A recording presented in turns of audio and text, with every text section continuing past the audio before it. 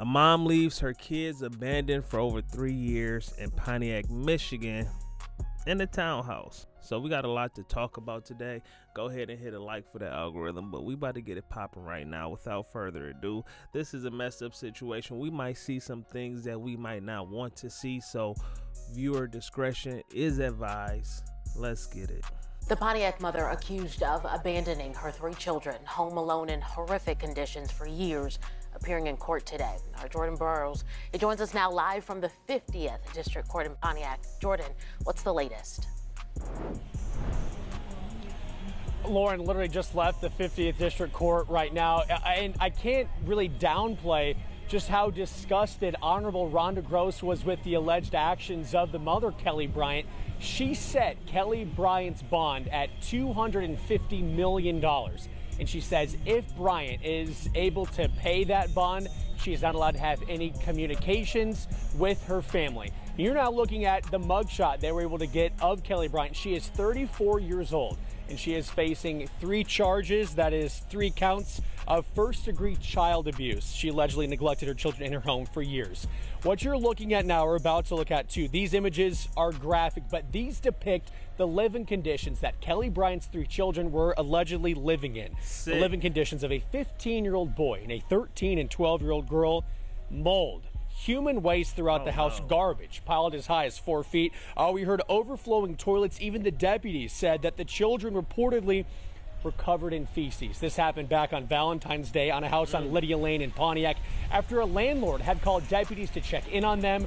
We heard from them that Kelly Bryant hadn't checked in with the landlord since December, hadn't paid rent since October. Here is what the Honorable Judge Rhonda Gross had to say in court today. My first knee-jerk reaction was to deny her bond. However, because I find her acute danger, I find her a continued danger to the children. My main concern is, I don't know who, if anyone, that the children have been given to.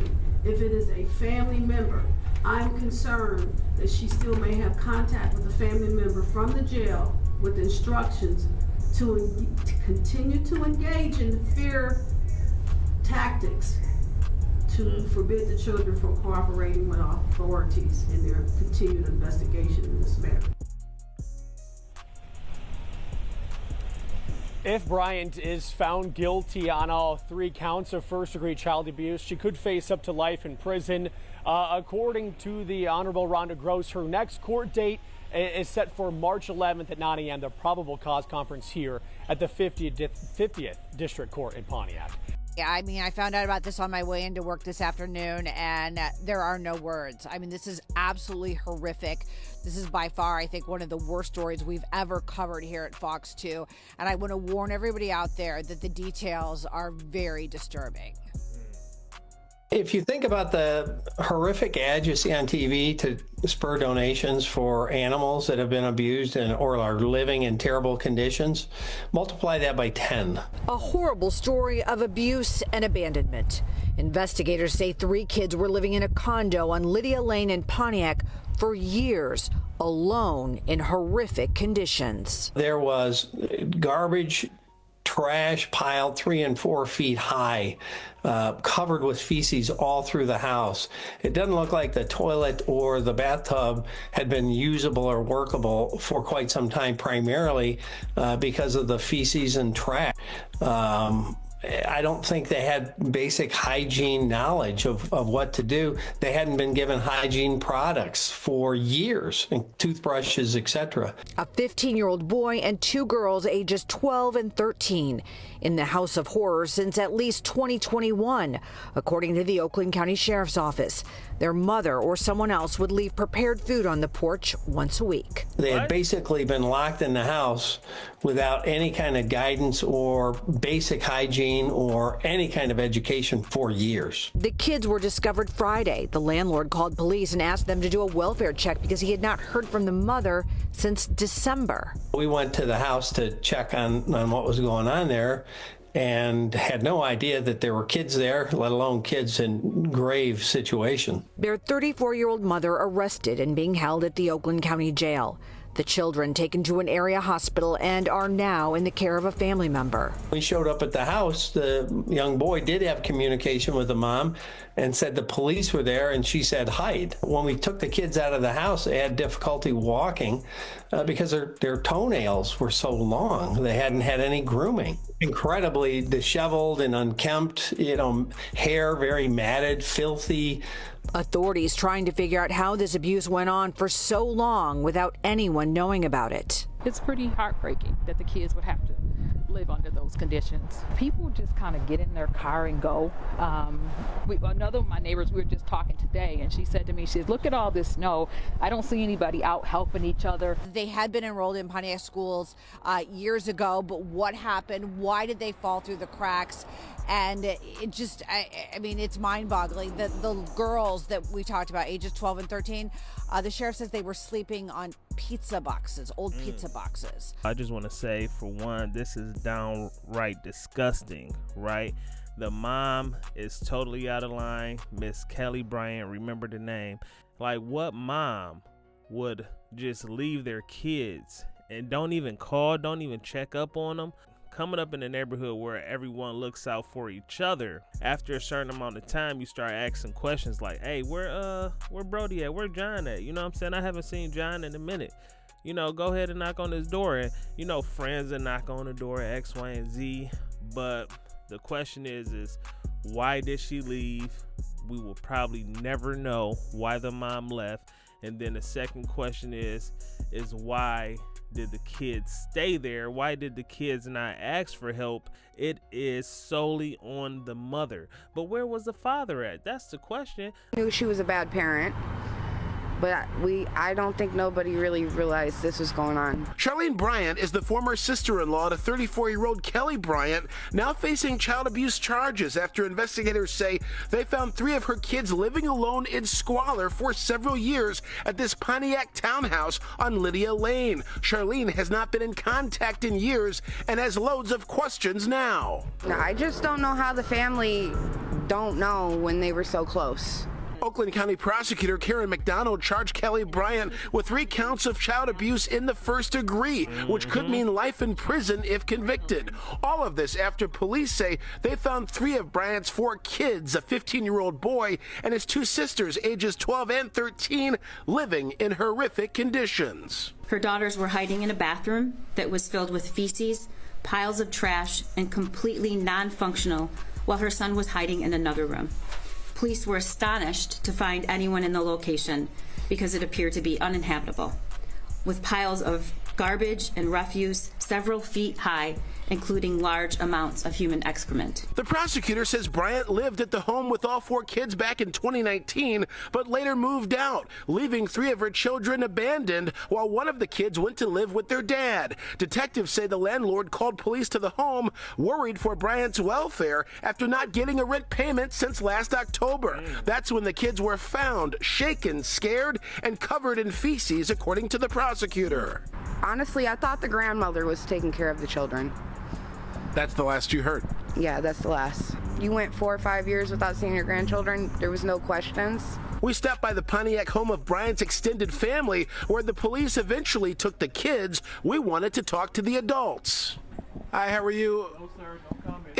Is there anything you'd like to say, sir? No comment given there. We also searched Bryant's Facebook page, which was easy to find and not set to private. Her content shows her modeling various outfits for the camera. She's gonna claim she couldn't afford to take care of her kids, but you got your hair done, you got your nails done, you got Bingo. new clothes on all your pictures. Come on now. What do you think should happen at this point? She needs to go to prison and never see her kids again. Them kids need to go to someone that's gonna take care of them. Yeah, she need to get the book through at her. There shouldn't be no type of bond. She has a $250 million bond, and obviously she ain't getting out because she ain't got that type of money. But to top it off, just like what the young lady had said, is, hey, you wearing all of these flashy clothes, you got the best weaves, you got your nails done, you got X, Y, and Z set in place, but you ain't taking care of your kids. Now, I ran across something on Facebook. Let me go ahead and pull it up. So it says, it doesn't appear that any of the 3 children's relatives knew how they were living. The kid's father was not in the children's lives because their mother, who had sole legal and physical custody of the kids, would not allow it. It says the father requested a change in custody in March 2022 after he was released from prison, according to a motion he filed in Oakland County Circuit Court. He wrote that he had not been around in years, but my kids need their father in their life, and absolutely, that is absolutely correct. There are some trifling women out here, you know, at the end of the day, and when I say this is the example. You will leave your kids, and I don't know if you left to go be with another man. We don't know, and we really don't care. The simple fact is that you left your kids stranded. Okay? You left your kids stranded, and you have to pay the piper. That's just what it is. As the kids survived on a weekly food drop-off from their mother and from businesses like DoorDash. The mother did not leave toilet paper or hygiene items for the kids. Whoa. Toward the end, the children were getting a loaf of bread that was intended to last 3 to 4 days. This is the kicker, y'all. Listen to this. The 15-year-old had only been outside twice in the last 4 years since his mother allegedly left him and his 2 younger sisters alone in the home. That's wild. Once because he wanted to feel the grass, which by itself is heartbreaking, and the second time to check the mail. Lock her up. She don't need to get out, period. Every action has a reaction, whether it's positive or negative. You have to suffer these consequences because you know what you did was wrong. And at the end of the day, I'm happy that the kids came out alive. Detroit, I wanted to hop on here and give you guys an update about what I was able to find out about those 3 kids that were abandoned in an apartment for 5 years. Now, we went to a press conference today in Oakland County with Sheriff Mike Bouchard. He told me that the kids are making substantial progress. He also told me that the kids are staying with their grandfather right now. The mother is in custody. We knew that. Charges have not been placed against her at this point, but we expect that to happen within the coming days. We also know that the 3 kids, like I mentioned, are making substantial progress. Now, I want to hop on here because I talked to the father of these kids all day today, and he was able to give me a lot of information that a lot of us do not know. I'm not going to spill everything, but I will say what I'm comfortable sharing. So he told me that out of the 3 kids, only 2 of them belong to him. He's only biologically the 12-year-old and the 13-year-old's father. The 15-year-old, even though he's named after him, he's not biologically that kid's father. But he said he took care of them as if he took care of that child as if it were his own. So he considers that his kid as well. He also told me that he's been paying child support for these 3 kids since they were born. Whoa. We don't know if this is true. This is just what he told me off record, but it's something I'm comfortable sharing, and I think it's something that he wanted to get out there as well. Sheriff Mike Bouchard did confirm with us that the father that I spoke to did go the legal route to try and get visitation rights for these kids. And he was able to do that, but once all the paperwork and everything went through, the mother made it impossible for him to see the kids. She always came up with excuses or reasons why the kids couldn't be brought to him. And that's messed up because it's a lot of bitter women out here that will do exactly that. You know what I'm saying? For whatever the case may be. Hey, we're not together, so I want to punish you. I want your life to be a living hell. I don't even want you to see your kids. I'm going to do everything I can in my power to make sure that you don't see your kids. No, see, the parent needs to be able to see their kids because they're doing a checkup on their kid. They're trying to make sure that their kids are living in the conditions that you claim that they are living in. And, you know, Michigan is set up that way to the point to where they actually, Michigan is set up to where they take the woman's word over the man's word 9 times out of 10. unless you have video evidence or whatever the case may be, the women will win all day. This is a women's state. This is all of what he's telling me. He also told me he did a prison bid. He did go to prison for, he told me 3 years. And when he got out is when he tried to reconcile with the kids, but it just did not work out. We also know from the sheriff, I'll pivot. I don't know if I should share anything else. I'll just stop there because I talked to the father and we're going to do a one-on-one and I want him to share his story. So I'll share with you guys what the sheriff was able to tell me today. He told us that the kids were abandoned in that home starting in the spring or summer of 2020. What? That was right around the pandemic. So that may have played a part in it. He says the mother would drop off meals on the porch occasionally for that period of time, or use companies like DoorDash or Instacart to drop off meals to the front of the door. One of those meals we learned was a loaf of bread. I'll just let that sink in. Bouchard also told us the kids were afraid to leave the house. However, the oldest did leave the house twice. One of the reasons he said he left the house was to feel the grass, and the other reason was to check the mail. But out of those 2 times, none of them had left the house. He also said the kids were found very malnourished. They couldn't walk. They walked as if they were older. Their toenails were so long that they couldn't even put one foot in front of the other. So just imagine. He also told us that the only time the mother dropped off any type of hygiene products or cleaning products was in 2020. So since then, no hygiene products. They said the tub, the shower did not work. The toilet did not work. There was trash and feces in that home up to 4 to 5 feet in certain rooms. So just imagine this. We saw the photos, but it was probably so much more we did not see. Yeah, we know the mother's not being named right now because she hasn't been charged, but the father that I did speak to did tell me she had been living in another home in Pontiac. I'll just say that, in Pontiac. Seriously? And he said him and her talked every day about the kids, about him trying to see the kids.